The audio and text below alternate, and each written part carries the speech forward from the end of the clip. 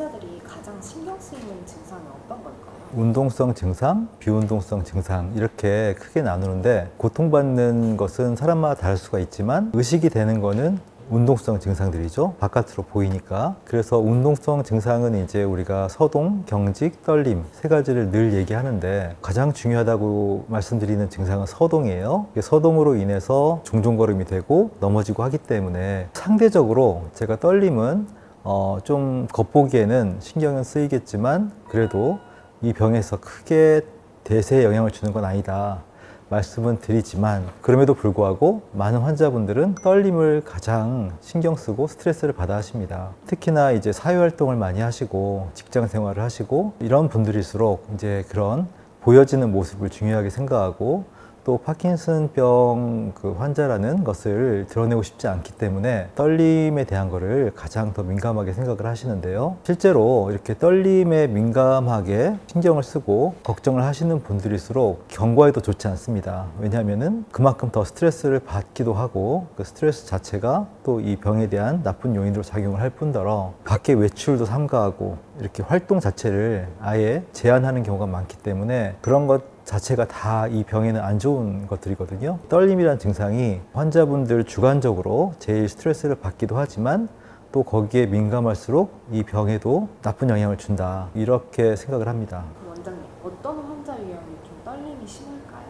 파킨슨병 하면은 제일 먼저 사람들이 떠올리는 증상이 떨림이에요. 실제로 이 떨림이 전혀 없는 환자분들도 많거든요. 그래서 초반뿐만 아니라 나중에 10년, 15년 이 병이 진행이 돼도 떨림이 없는 분들도 제법 있습니다. 3, 4명에 1명꼴은 그런 경우가 생각보다 꽤 있고요. 하지만 70% 정도나 그 이상의 분들은 이제 떨림을 동반하는데 떨림이 왜 생기냐라고 하면은 파킨슨병은 도파민이 떨어지는 거잖아요. 근데 도파민이 떨어지게 되면 실제 우리의 근육의 움직임이 도파민이라는 것과 아세틸콜린 이 두 가지가 서로 간에 이렇게 기량작용을 하면서 근육의 움직임을 이렇게 제어를 하는데 도파민이 떨어지면요 상대적으로 이렇게 아세틸콜린의 어떤 비중이 올라가면서 이 균형이 깨지게 되면은 브레이크 역할을 하는 그런 도파민이 떨어지면서 이게 항진되는 거예요. 이 불안정해지는 거예요. 그렇기 때문에 이 파킨슨병에서 떨림이 생길 수가 있는 건데 그렇기 때문에 전형적인 떨림은 오히려 가만히 쉬고 있을 때 떨리는 거예요. 모든 파킨슨 환자분들이 그렇지는 않습니다. 오히려 쉬고 있을 때는 괜찮다. 그런데 내가 사람들을 상대하거나 뭐 전화하거나 뭐 이럴 때 더 떨린다고 하시는 분도 있어요. 이런 식으로 떨림이라는 것이 좀 생각보다 이 유형이라는 게 있는 건데 가만히 쉬고 있을 때 그런 떨림에 대해서는 약물이 듣는 편이 많고 스트레스 받거나 할 때의 떨림은 그렇지 않은 경우가 많은데 이런 유형을 잘 분류해야만 거기에 맞는 어떤 치료법을 생각할 수가 있습니다. 일반적으로는 스트레스성 화병 파킨슨이 많다고 말씀을 드리는데 스트레스가 주된 원인으로 해서 오신 분들은 초반 주된 증상이 떨림이에요. 서동이나 경직은 거의 못 느끼는데 떨림부터 나타나기 때문에 이게 수전증인가? 병원에 가서도 이렇게 떨림만 있으면 파킨슨이라고 생각하지 않거든요. 그런 식으로 이렇게 초반 증상이 뭐부터 나타나는지 이걸 통해서 이 병의 원인을 추적할 수도 있습니다. 수전증은 일반적으로 물론 이제 미세하게 그 떨림의 유형이 다르다고는 하지만 그거는 좀 분별하기가 명확한 기준은 아닌 것 같고요. 첫 번째로 생각할 수 있는 것은 파킨슨 떨림은 주로 한쪽으로 옵니다.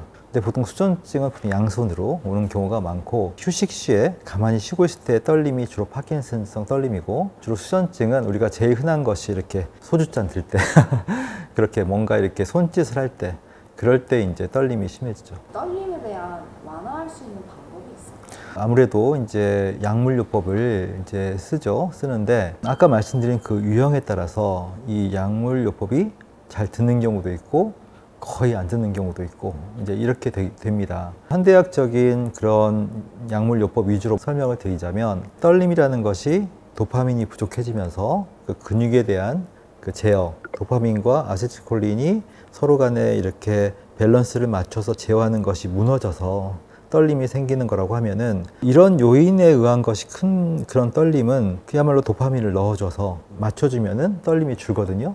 그래서 도파민제가 잘 들을 수 있는 그런 떨림이 있고 한의학적으로 얘기하면은 간에 열이 쌓여서 간에 품기로 올라온다고 하거든요. 그 품기라는 게 떨림이에요.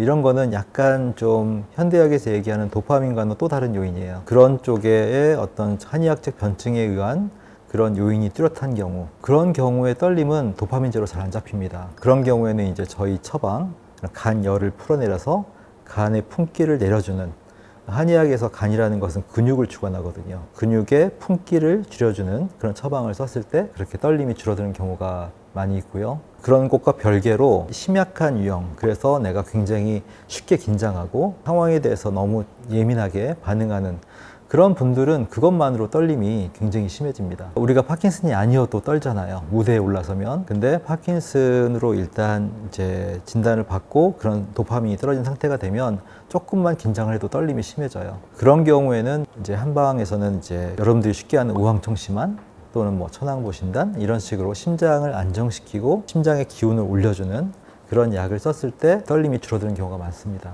일반적으로 도파민제가 잘 듣는 떨림이 있다고 했지만 현대의학에서는 도파민제가 잘 안 듣는 경우에는 또 떨림에 특화된 약들이 있어요.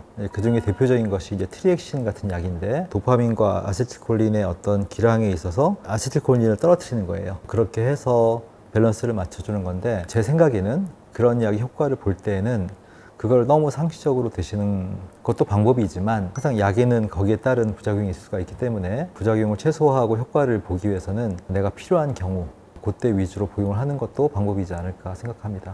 파킨슨병 환자들이 수병증이랑 파킨슨병 떨림이랑 구분할 수 있는 스스로 알 수 있는 방법이 있을까요? 이게 뭐 완전히 분류되는 건 아니지만 그래도 거의 특징이 좀 있으니까 어느 정도는 그래도 판별할 수가 있을 텐데요. 전형적인 파킨슨의 떨림은 쉬고 있을 때 떠는 거고요. 수전증이나 기타 떨림은 보통 일반적으로 몸짓을 할 때 우리가 뭐 술잔을 든다거나 이제 그럴 때 떨리기 쉬운데 이게 항상 그런 건 아니에요. 파킨슨에서도 긴장성 떨림이 있고 동작을 할 때의 떨림이 있기도 하기 때문에 그래서 이게 완전하게 나눠지진 않는데 전형적인 떨림, 파킨슨성 떨림은 이렇게 엄지와 검지가 서로 이렇게 교차하듯이 이런 식의 떨림이라고 하죠. 그렇지 않은 경우도 물론 많지만 또 한편으로는 제가 이제 속떨림이라는 것이 좀 그것도 우리가 중요한 부분 중에 하나예요. 속떨림이라는 게 뭐냐면 본인은 떨림을 느끼는데 겉으로는 드러나지 않는 거예요. 환자분들이 그런 표현을 많이 하시거든요. 파킨슨의 아주 극초기에 나타나는 떨림의 바로 전 단계라고 보면 되는데 가슴에서 그렇게 뭔가 부르르 몸에서 떨리는 게 있다. 손에서 떨리는 게 있는데 겉으로는 드러나지 않는다. 여기서 또 한 단계 살짝 올라가면 실제로 미세하게 보면은 손등이나 손목 부위에서 이렇게 파닥파닥 이렇게 경련같이 느껴지는 게 있어요. 떨림으로 본격화되기 전에 바깥으로 드러나는 그런 떨림 이전 단계에서 파킨슨 환자분들 중에 일부가 그걸 호소하는 경우들이 있습니다. 속떨림이 느껴지면서 좀 더 진행이 되는 것 같다. 다른 어떤 서동이 느껴진다랄지 그러면은 좀 더 의심을 가지고 병원을 찾아가 볼 필요가 있습니다.